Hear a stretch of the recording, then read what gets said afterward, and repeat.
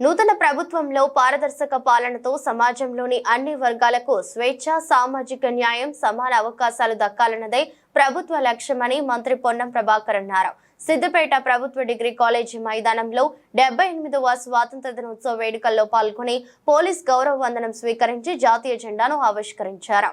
ఈ కార్యక్రమంలో జిల్లా కలెక్టర్ మను చౌదరి, పోలీస్ కమిషనర్ అనురాధ, జిల్లా ఉన్నతాధికారులు పాల్గొన్నారు. వివిధ ప్రభుత్వ పథకాలపై శకటాలను ప్రదర్శించిన అధికారులు సాంస్కృతిక కార్యక్రమాలతో అలరించారు చిన్నారులు. అనంతరం మాట్లాడుతూ రాష్ట్రంలోని ఆడపడుచులు, ట్రాన్స్జెండర్లకు ఆర్టీసీ బస్సుల్లో ప్రయాణ సౌకర్యాన్ని ప్రభుత్వం అమలు చేస్తుందన్నారు. సిద్దిపేట జిల్లాలో ఇప్పటి వరకు 2,23,00,000 మంది మహిళలు ఉచిత రవాణా సౌకర్యాన్ని ఉపయోగించుకున్నట్లు తెలిపారు. ప్రజాప్రతినిధులకు, అధికారులకు, అనధికారులకు, విద్యార్థులకు, పాత్రికేయులకు, పుర ప్రముఖులకు నా హృదయపూర్వకంగా శుభాకాంక్షలు తెలియజేస్తా ఉన్నాను. నాటు ఆంగ్లేయుల పాలన నుండి దేశానికి స్వతంత్రం సిద్ధించిన సందర్భం ఇది. ఈ శుభతరుణాన దేశభక్తుల త్యాగ నిరతిని, ధైర్యశక్తి సామర్థ్యాలను స్మరించుకుంటూ ఆ మహానుభావులు కలలుగన్న భారతవాణిని నిర్మించడానికి మనందరం కూడా అవసరమని మరొకసారి ప్రతిజ్ఞ తీసుకుందాం. కొత్త ప్రభుత్వంలో ప్రజాపాలన, పారదర్శక పాలన, సమాజంలో అన్ని వర్గాలకు స్వేచ్ఛ, సామాజిక న్యాయము, సమాన అవకాశాలు దక్కాలన్నదే ప్రభుత్వ లక్ష్యం.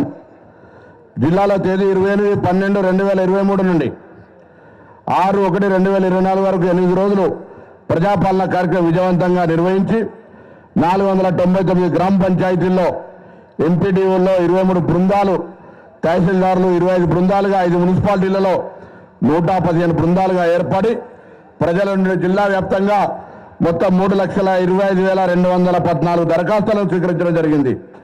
ప్రజాపాలన సేవా కేంద్రాలు ప్రతి మండల మరియు మున్సిపాలిటీ స్థాయిలో ఏర్పాటు చేసి ప్రజల నుండి స్వీకరించిన దరఖాస్తుల్లో మార్పులు, చేర్పులు మరియు కొత్త దరఖాస్తులను చేసుకునేందుకు అవకాశం కల్పించననేది. రాష్ట్రంలో ఆడపడుచులకు, అక్క చెల్లెలైన తెలంగాణ వాళ్ళందరికీ, ట్రాన్స్జెండర్లకు ఆర్టీసీ బస్సుల్లో మహాలక్ష్మి పథకం కింద ఉచిత ప్రయాణ సౌకర్యాన్ని ప్రభుత్వం అమలు చేస్తోంది. మహిళలు పైసా ఖర్చు లేకుండా రాష్ట్రంలో ఎక్కడి నుంచి ఎక్కడికైనా ఉచితంగా ప్రయాణం సౌలభ్యం ఈ పథకం ద్వారా లభిస్తోంది.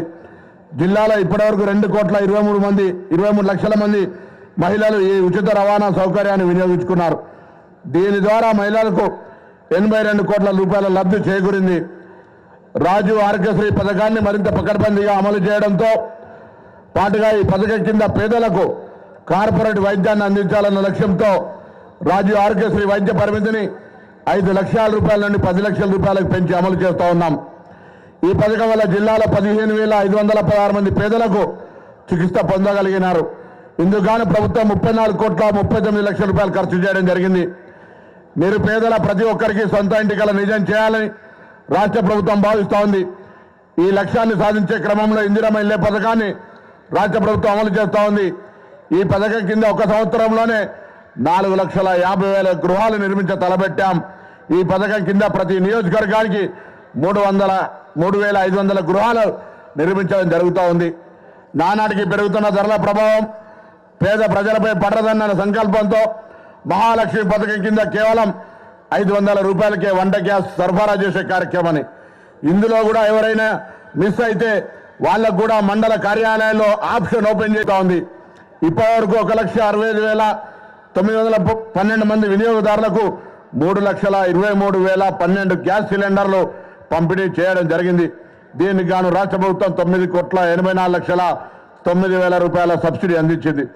గృహజ్యోతి కార్యక్రమం కింద ప్రతి నెల విద్యుత్ బిల్లు వస్తే ఆందోళన చెందేటువంటి కుటుంబాలను ఆదుకోవాలని